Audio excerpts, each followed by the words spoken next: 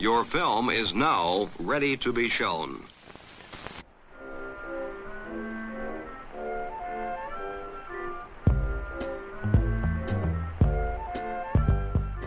Good morning. I'm Justin Hendricks, editor of Tech Policy Press, a nonprofit media venture at the intersection of technology and democracy. Welcome to The Sunday Show. We have a bit of a new format today, and before we start, I want to introduce you to a new voice, Rebecca. Hi, I'm Rebecca Rand. I'm a science journalist and Tech Policy Press's audio intern this summer. I am so pleased that Rebecca is joining us this summer. She is a master's candidate at the CUNY Newmark Graduate School of Journalism, where we are now recording. This is a tremendous upgrade from my basement where I normally do this podcast. Right. All those delicious basement smells. 100%. Cat hair and fumes from the boiler. You know, cat hair is actually really good for, dampening echo. Okay. Kick it. All right. Well, this week, so I have some questions for you, Justin, about virtual reality, VR. XR. What's that? XR, extended reality. It's an umbrella term. Includes VR, of course. Also AR, augmented reality, mixed reality we could throw in there as well. Other stuff on that continuum from real to virtual. Extended reality. All right, got it. So anyway, Apple's just released this new headset. The Vision Pro. Right. And it's like, well, the last time I heard about XR, people were basically making fun of Mark Zuckerberg and the failure of his metaverse. So now Apple's taking the same gamble, and it's like, why? Is this augmented reality stuff ever really going to take over society the way Zuck hopes it will? Look, I get the skepticism. We've been through multiple rounds of VR hype and bust over the last 3 decades, starting in the 90s, certainly in sort of 2015, 2016, and the years after, more recently with Mark Zuckerberg and his legless avatars in the metaverse. Where are my legs? But, the reality is that the devices themselves continue to advance. There's nothing in the physics that sort of means that we can't get to a point where perhaps they are far more advanced than they are at the moment. And the cost of the computer, the cost of the sensor, the cost of the graphic processing unit, all of it continues to go down. So even when you look at a device like what Apple has produced, which they're selling for $3,500, too rich for my blood, eventually, that will be an affordable headset for many people. I see. That doesn't necessarily mean people are going to use it. And so we'll see whether people are willing to put these things on their head and enter into a variety of different applications that folks imagine. I still suspect that the place where a lot of folks are going to start out with XR is in games and in the office. Gotcha. But one of the people who has been writing about exactly this question lately is another thinker in this space, Brittan Heller. Hi there, my name is Brittan Heller. I am a visiting scholar at Yale ISP and an affiliate at the Stanford Cyber Policy Center. So earlier this year, Brittan hosted this conference at Stanford about extended reality, and she made a good point. It's actually artificial intelligence, generative AI like ChatGPT, that could actually be the thing that kicks the so-called metaverse into gear. Say more about that. Well, besides the cost and form factor of headsets, one of the big barriers, according to Brittan, is that it's just not easy for regular people or even programmers to make content for the metaverse. So right now, that world is still a bit sparse. Right. I mean, the really embarrassing review about the metaverse in the New York Times was called, My Sad, Lonely, Expensive Adventures in Zuckerberg's VR. With no legs. Right. And that kind of 3D interactive environment requires really specialized knowledge to create. Imagine if someone invented YouTube before phones had cameras, or before point-and-shoots could take video, or before Apple created iMovie. Only very particular people with the right gear and programs and probably some years of training could make content, and there wouldn't be much of it.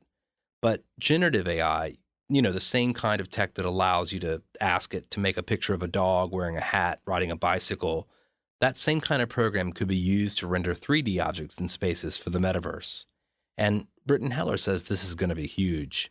Generative content is going to change virtual worlds. I give it like 3 to 6 months when we see generative content really merging with virtual worlds and creating an easy way for a no-code or low-code solution to create these environments, to create objects in the environments, to create different ways that we can dress ourselves and interact with objects.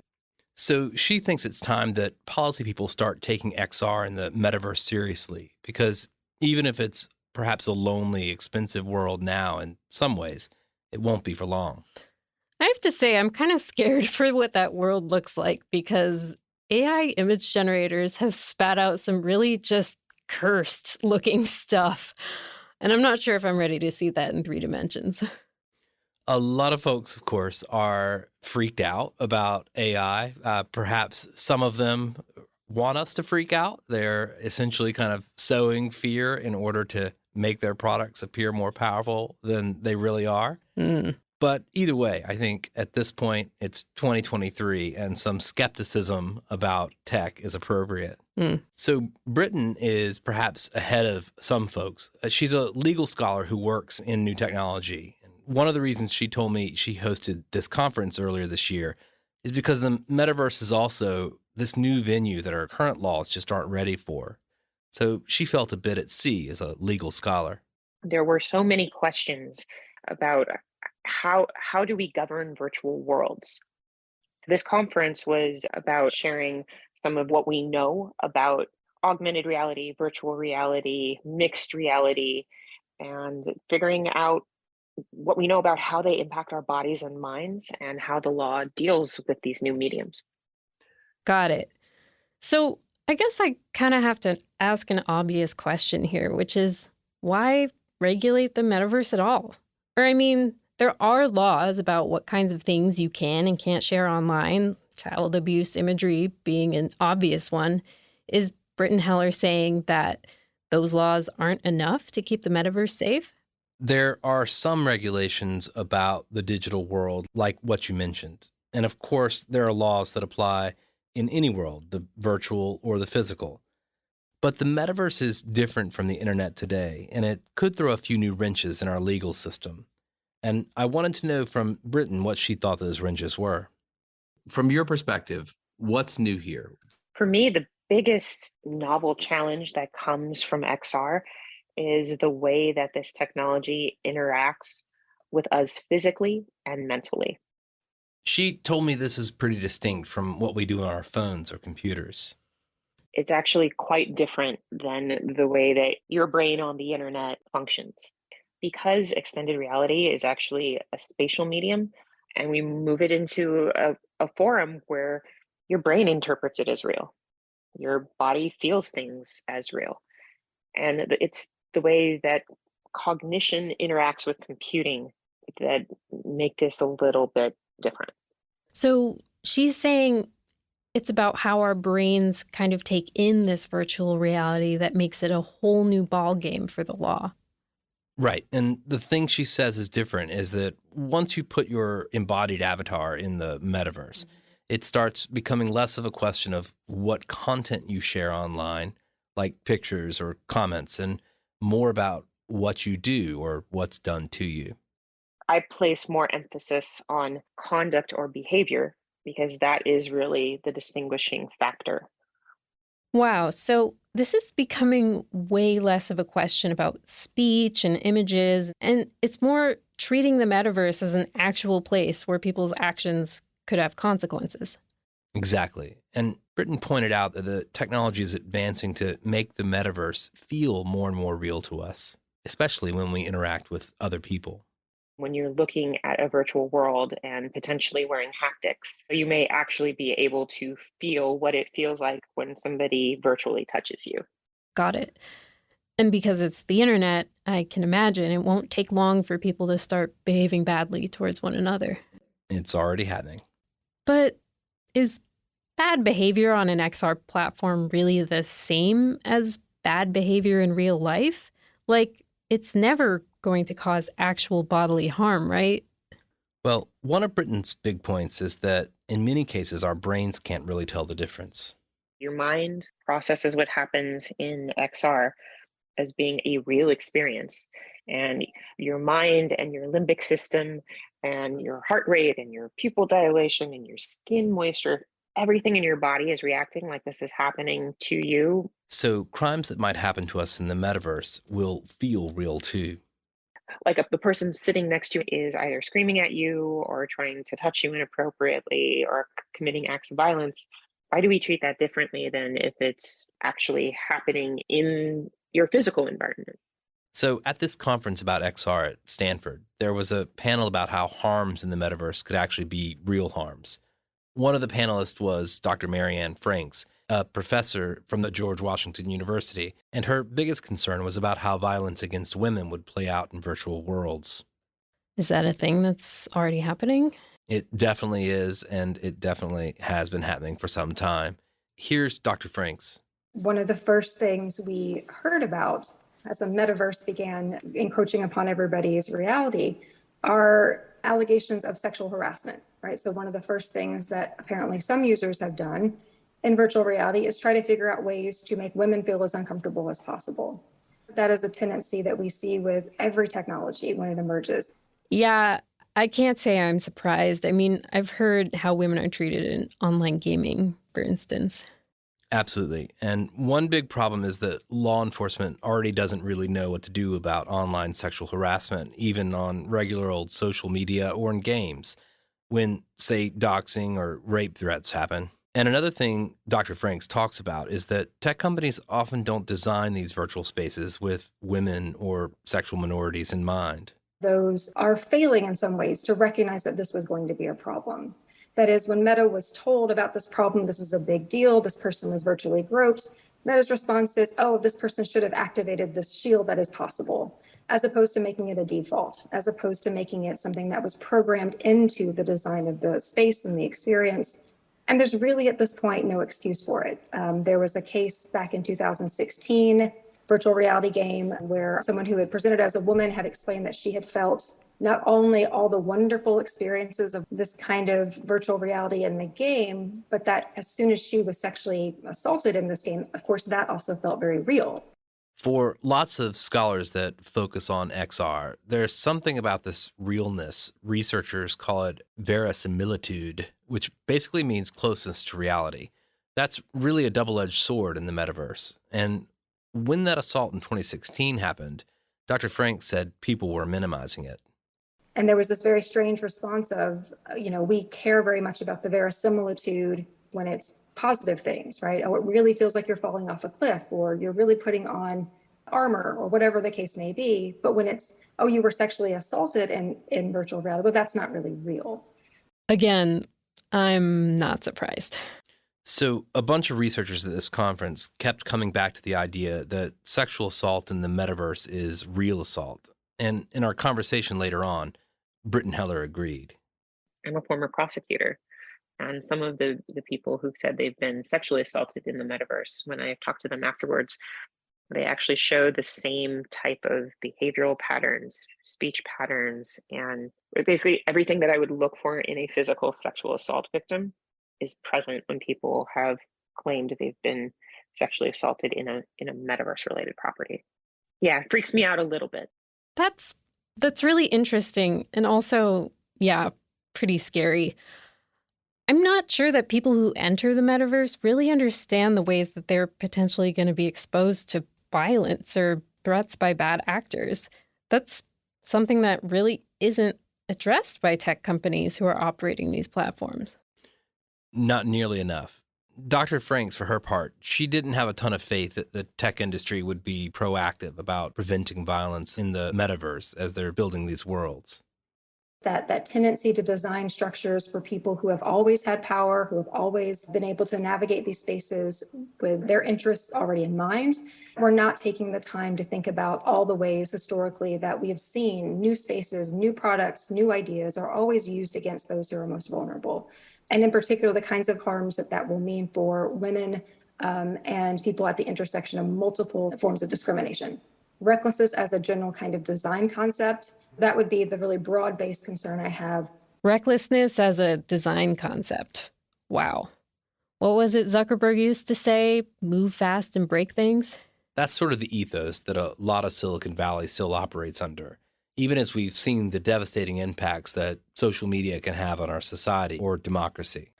I think I'm finally starting to understand why Brittan Heller wanted to get a bunch of smart policy people in the same room talking about how to regulate extended reality. I mean, do they have any ideas about how to hold these platforms accountable for the bad stuff that might take place in their virtual worlds? That's a good question. And this is what Brittan said. Before I look for questions of accountability, I look for questions relating to effective rules and enforcement schemes. Okay, so where would the law even start trying to govern what people do in virtual worlds? Well, there's no simple answer to that. If there was, I don't think we'd have had to have this conference. But people had lots of different ideas about which laws could govern what crimes. You know, I'm actually glad we're talking about sexualized violence because I feel like that sort of represents the quagmire we're in. Even in the physical world, it's an assault both on someone's physical being and their mind. So that's already kind of straddling a physical and a non-physical world. That's an interesting point, and it also came up during the conference. Some of the panelists, like Jameson Spivack, he's from the Future of Privacy Forum, he didn't think society would see virtual assaults as real assaults. A lot of the research that does exist shows that when someone is assaulted in VR, that the effects are similar physiologically and mentally to when someone is assaulted in the physical world. But I don't think that the courts and the general public are likely to see assault in VR as analogous to physical world assault. They might see it as intentional infliction of emotional distress, but probably not assault. So another panelist was Joseph Palmer from the Department of Justice. He thought one way around this was to categorize virtual crimes as computer crimes. There's all these puzzles about, okay, you do something malicious to somebody, but it's in virtual reality. In the prosecution business, we just have to use the tools that are available to us, especially at the federal level. The Computer Fraud and Abuse Act is a potentially a pretty powerful tool that prohibits basically doing something in the computer that's against the rules of the computer. Still, other panelists, like Eugene Volokh, who's a law professor at UCLA, he thought it was unlikely the feds would want to get involved in people's online conduct in this way. Let's say that I show up in some virtual environment with a naked avatar. Let's say they could argue it's a violation of the Computer Fraud and Abuse Act. My question is, how many federal prosecutors are going to actually prosecute that? My understanding is it's not easy to get federal government to prosecute unless there are missing millions, dead bodies, or kilos of cocaine. He was hilarious. He was so funny. His That guy's examples. very smart. He's very smart, but his examples were just kind of off the wall. Yeah. And another panelist, Amie Stepanovich, who's also from the Future of Privacy Forum, she thought that categorizing virtual misconduct as just computer crimes didn't live up to the seriousness of sexual violence. We're extending computer crimes well beyond where computer crimes should be extended in many circumstances. And I'd love to see us rely on the actual underlying criminal law wherever we can. She also pointed out that many victims would rather see people who violate them held accountable under actual sex crimes rather than computer crimes. I actually think there are important reasons when you're violated for a criminal to be pursued under certain crimes as opposed to being pursued under computer crimes. There are ways to recover from those violations that I think are bolstered by seeing the person responsible for those harms brought under certain types of prosecutions. Like actual sexual assault charges? Absolutely. I totally see your point, but I feel a need to point out, like, we're already just terrible at addressing sex crimes in the real world. Like, oftentimes police don't investigate it, prosecutors don't prosecute it, and juries don't convict it. Yeah, Professor Volokh also made that point. I'm all in favor of throwing the book at people. At the same time, we have to understand realistically the limits of enforcement in this kind of situation. It's not like we're great at enforcing sex crimes law as it is. Now, if we want to punish the harm, I'm all for that as a matter of moral principle. I just think as a practical matter, it'll be often so difficult that this is an area we should be investing a tremendous amount of prevention rather than relying on after-the-fact punishment and whatever deterrence it might bring. The really important question is, how can we figure out really good security systems? Then someone in the audience suggested programming a swift kick to the groin into the haptics of the XR setup. But even that has its limitations. Very quick response. I love the idea of a swift kick in the groin of the groper or the masturbator or whatever else, but they're not idiots, right? If they have haptics on their VR setup, they will presumably have the haptics set up to disable the swift kicks in the groin. Yeah. As funny as that may be as an idea, I also want to point out that it does put the onus on the person being violated to enforce the groper's behavior. Like, what's to keep the platform from collecting data and saying, oh, we noticed that avatars that look like women get groped, so guess what? No more female avatars allowed. Look, we're preventing crime. I mean, like we've talked about, tech companies don't exactly have the greatest track record on making online spaces safe for women and sexual minorities. Yeah, Dr. Franks talked about that earlier with how Meta said the person who got groped on their platform should have activated the shield rather than putting in the work to make that a default. I also feel like there's this argument that gets made to women who get abused online, like, just stay off the internet, as though the online harms don't bleed into the real world and just not looking at it will protect you. Like, just take the headset off. It's over. Absolutely. One of the things that I teach my students about is Gamergate several years ago. And one of the women being targeted in that harassment campaign, Zoe Quinn, she was getting rape threats, death threats, doxxed. She went to court trying to get it to stop, and a judge told her just to stay offline. I've heard the same thing from other women that I've talked to. When you say that, you're basically telling people who are targeted to remove themselves from a forum for political expression and participation.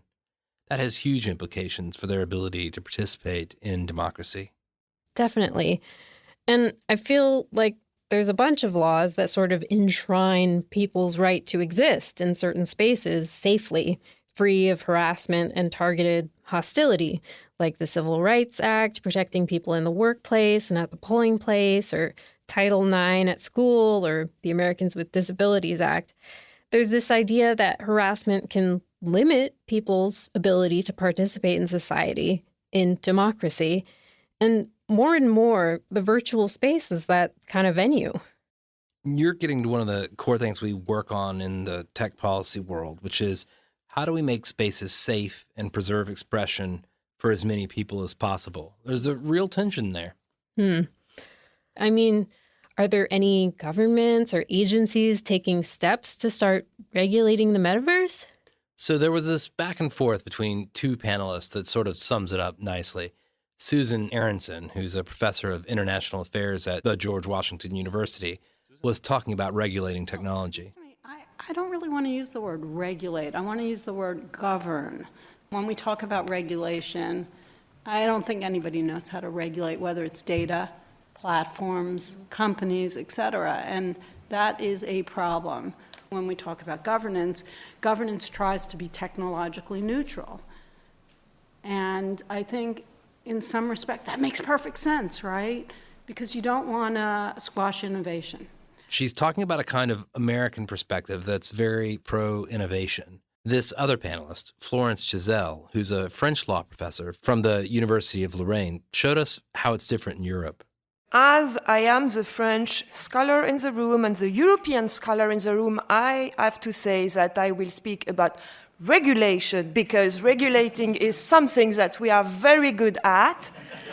Over the past few months, I have heard that we should probably adopt a Metaverse Act. Since we have so many acts already, it's just one more act. We need to look at the user experience, and we need to see how fundamental rights are affected. This is what we'll be doing in Europe regarding extended reality. We will look at privacy issues. We will look at what we call human dignity. family life, the rights of the child, and we will try to regulate on that basis, since we definitely need to regulate. Back to Brittan Heller, the woman who organized this conference. She also highlighted that the U.S. is not going to be the first place to look for regulation to happen. I think intergovernmental organizations are actually the place that I look for the start of this. Interpol announced for its 100th anniversary that it was going to create a metaverse-like presence for international law enforcement. Wait, is this like there's going to be virtual cops in the metaverse? This stuff is totally in its infancy, and it's mostly about getting international law enforcement familiar with the metaverse, even just as a training platform. But they're working with the World Economic Forum, Meta, and Microsoft on an initiative to define and govern the metaverse. Define and govern. I guess I have a question here about involving tech companies in developing policy. Okay. Well, I guess as a journalist, it just makes my skepticism alarms go off. Like that organizations like this are partnering with industry to decide how to regulate them. I mean, I recognize that many tech companies have smart people who are doing important work on how not to destroy the world. But these are, for-profit companies whose bottom line is to grow and to please their shareholders. And some of them have, not the best track record of acting in the public interest, right? We've seen how industry has captured so many regulatory agencies in the U.S., the FDA, the EPA, and some would argue that these public-private partnerships have weakened regulation, not strengthened it. I mean, even at this conference at Stanford, it was a mix of academics, public sector people, but there were also folks from OpenAI and Meta speaking. And no shade on them. They seem like really smart people who want to do the right thing. But can you just explain to me why these companies get to have a seat at the table when discussing policy? Like, what's their role? This is a can of worms, and it would probably take us another podcast to solve these questions. But I'll just say that you're right, that there are many of the folks working in policy roles and in trust and safety organizations inside these companies who absolutely want to do the right thing. And they are committed to advancing the thinking and the practice of trying to make people safe and trying to increase participation in digital environments. Oftentimes, as we know, as you've pointed out in your question, the reality is that their interests run up against the corporate interest or the interest, in some cases, of their billionaire owners. And sometimes they don't get what they want. But on the other hand, I think it is worthwhile to have them at the table in the sense that they bring a kind of specificity and often nuance to some of the technical limitations and organizational limitations that they face when they're trying to solve these problems. One of the people in the room you were talking about is this guy called Joe Jerome. So Joe, I know very well, and he came out of civil society, out of an activist, kind of orientation, took a job at Meta, surprised a lot of people. But he's a privacy fanatic and lawyer, and he wanted to go inside there. And he just got laid off like 2 weeks ago. So, I mean, they're also the first to go often. So the good people who come in from the outside, and no doubt they get paid a lot of money, but they're often the first to go as well, And actually, Professor G'Sell pointed out how the EU recognizes the problem you're bringing up and is doing things differently than the U.S. From a European perspective, we are very much concerned about the overwhelming power of big tech. It is now very common in Europe to highlight the fact that those big, often American companies are super powerful and as powerful as states.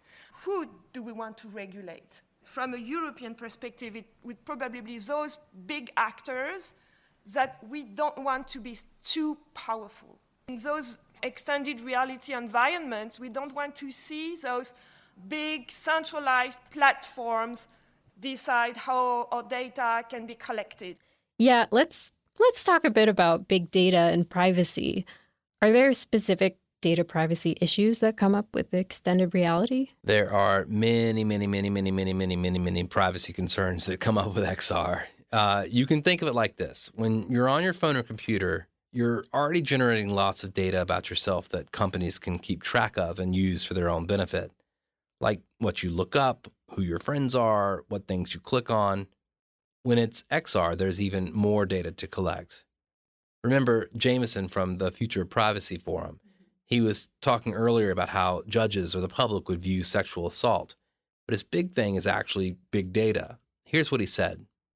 XR relies on large volumes and varieties of data. Sensor data about our bodies, about our environments, data from our devices about what we're doing on these devices, our precise and approximate geolocation data. And altogether, this data provides a really intimate view of our interests, our behaviors, our medical, physical, or mental health conditions. And in the wrong hands, this could be used to make discriminatory decisions or other harmful decisions about people. And I should say he's written about these ideas in Tech Policy Press as well. Mm-hmm. What he pointed out here is that there isn't really any comprehensive federal privacy law. There are laws that protect specific types of information, like HIPAA for healthcare or FERPA for education. But right now, once we agree to the terms of service when we use an XR application, we generally give the company a free pass to collect data on us and use it as they wish. And actually, eye tracking data is one of the big ones that could be really sensitive. Eye tracking data, how is that? So a lot of headsets now include eye tracking technology, using a camera to track people's eye movements, ostensibly to improve the experience for the user. It helps with rendering and also makes it clear on their avatar what they're looking at. The new Vision Pro from Apple and the Meta Quest headsets both use eye tracking. But this one guy at the conference, Avi Bar Zeev, he's an XR designer and entrepreneur, and he gave a presentation about the numerous intimate details tech companies could extract just from eye tracking data. Some of the types of things that we can get from eye tracking data. What are you thinking about? What are you looking at? Emotional responses, your pupil dilation. I'll just jump in here to articulate. He had this slide listing some of the things that could be inferred from eye tracking data. You can gauge someone's interest in a thing by tracking what they're looking at, like the direction their eyes are pointed, and how long they're looking at it. The thing he was saying about pupil dilation, that can reveal things about how excited or motivated people are. And there's a lot of really private things that eye data can reveal about a person. The fact that eye tracking data has already been used to detect things like autism, MS, Alzheimer's, ALS, schizophrenia, and used effectively. I mean, that's pretty wild, though I assume that's not what the VR platforms are really interested in. Right. Like most data, it comes down to ads and money. Here's what Avi Bar Zeev said. The advertisers are salivating over this, right? It used to be we'd collect the data on people, we'd improve the models, we'd use the data. That happened over years. But now we're looking at a world in which it can be done in real time per individual. And that's where it gets scary. Because when it's used for per individual, we can figure out what your triggers are, how to manipulate you to get emotional, to get defensive, to get into whatever state we want you to be in. And that's kind of dangerous. And another thing he brought up is that raw eye tracking data is not anonymous because you can easily identify people by matching unique features on their irises or retinas. Yikes. I mean, this eye tracking data thing sounds like a huge vulnerability.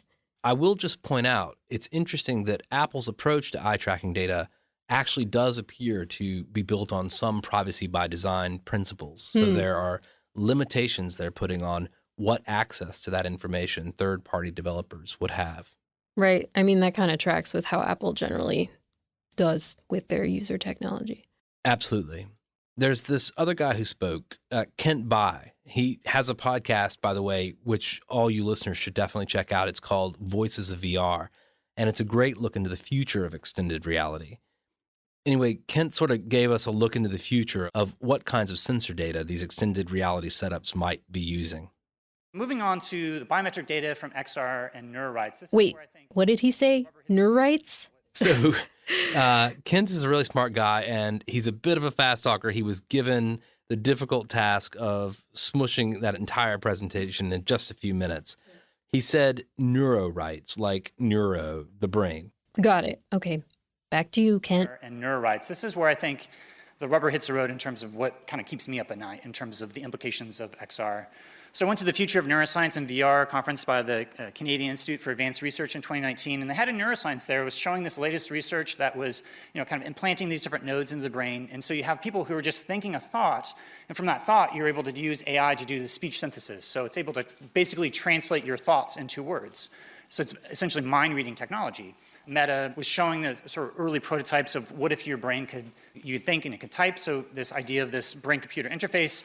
They eventually stopped that in 2021, but they were working on these invasive kind of neurotechnologies. Invasive neurotechnologies. Oh my God. You see, if I go around and start telling people about this, like Facebook wants to implant nodes in your brain and read your thoughts, people are going to think I'm insane. Like tinfoil hat type stuff. Well, they did purchase a company that had the ominous name Control Labs, which does neural sensors. Goodness gracious. Okay. Welcome to the world of tech policy. Anyway, turns out you don't even have to implant anything. Kent talked about a very futuristic headset that could take your temperature, measure your brain waves, your nerve impulses, and now with powerful AI trained on massive data sets, could infer what people are thinking or thinking of doing with much less invasive sensors. Here's Kent. Well, back in 2021, there was a paper and a poster that was from Meta that was showing how you could just take hand tracking data and combine it with head pose data and be able to extrapolate through AI the eye gaze data. So if you think about all those biometric inferences from the eye gaze data, now if you just have hand pose and head pose, you have eye gaze data, which is sort of fusing all this thing together. So the idea is that you have all these different biometric inferences, and that you may think that it's pretty innocuous to have just body movements, but those body movements could be referring to all these other aspects of mental privacy. Wow, so you don't even need to track people's eyes anymore to tell where they're looking. That's right. And there are other sensors that can even predict our behavior, not just track it. So Meta has an EMG sensor that you put on your wrist, and it's able to isolate down to an individual motor neuron. What that means is that you can just think about moving, and that thought about moving, the intention to move, can actually trigger a movement within a virtual context. So I will say, as someone who had the opportunity to visit Control Labs offices before it was sold to Meta, the extent to which it was able to read a signal from your neural system through your wrist and allow you to control an interface on a screen or a robot or an augmented reality experience. It was one of the most impressive and perhaps terrifying technologies I ever had the chance to see demonstrated. So what does it mean for a company to be able to detect intentions to move? Like, what are the human rights frameworks to be able to have an idea for how to put some guardrails into some of this neurotech? Yeah, let's talk about guardrails. Because again, companies like Meta do not have the best track record when it comes to protecting their users' privacy. That's right. And, there were representatives from Meta on some of these panels who seemed very open to some of these guardrails, like Joe Jerome. I mean, that's great, but part of me wonders how much influence people like Joe Jerome have on how this tech gets developed. That's something that Dr. Franks, who we heard at the beginning talking about sexual assault in the metaverse, that's something she brought up. She kind of brought it back to your earlier point about how these tech companies are motivated chiefly by making money. And your data is a valuable asset they can use or sell to others. She took issue with Meta's Ego 4D project, which basically takes data from first-person videos, like that might come from a pair of augmented reality glasses, and records and interprets what a person is perceiving. Dr. Franks pointed out that when it comes to privacy, technology companies generally ask for forgiveness rather than permission. What Meta is doing with Ego 4D, which is this constant kind of recording of the people around you as soon as they launch the project. The reporter asks, what are the privacy controls that you're going to have? And Meta says, that's going to happen down the line. So this is exactly not the right way to do it. And it does, I think, really underscore how you can't let the people who are profiting from this be the ones in charge. That's the worst possible approach we could have. It'd be wonderful if there were some guidelines that responsible companies wanted to take up, but it shouldn't be optional. So I think, again, the entire approach of just saying, we already have this thing. Now, what do we do to maybe mitigate some of the harms that have become public? That's completely backwards. These products, these services should be subjected to extensive testing to ensure that they're not being rolled out to the public in ways that are just fundamentally unsafe. There needs to be some kind of preemptive way to get at some of these problems and not leave it up to either the corporations that really want to make money from these products or from individual users who have either opted in or not opted in. That can't possibly be the solution. There has to be something stronger, more robust, and more meaningful than that. Man, I'm with her. I mean, it seems naive to try to trust these companies to regulate themselves. I hear you. And I guess that's one of the things I'm trying to do with this podcast, with Tech Policy Press. It's to get folks concerned about policy interested in this stuff and see that we really do need policy to step in here. Because as human behavior gets sucked more and more into the machine, like it or not, what protections will we have from each other, from the companies that exploit us in these environments, or even from governments who can seize this data and surveil us? Well, I guess I gotta go out and buy some tinfoil, protect these brainwaves. I suspect that is always a good idea. Well, this has been The Sunday Show from Tech Policy Press, not sponsored by aluminum foil companies. Thank you so much, Justin, for guiding us through all that. Thank you, and you're very welcome, Rebecca. That's it for this episode. I hope you'll send your feedback, including on this new episode format. You can write to me at justin@techpolicy.press or find us on Twitter @techpolicypress. Thanks to my co-founder, Brian Jones. Thank you for listening. And thanks so much to Rebecca Rand, our new reporting and production intern. You're welcome. Tech Policy Press.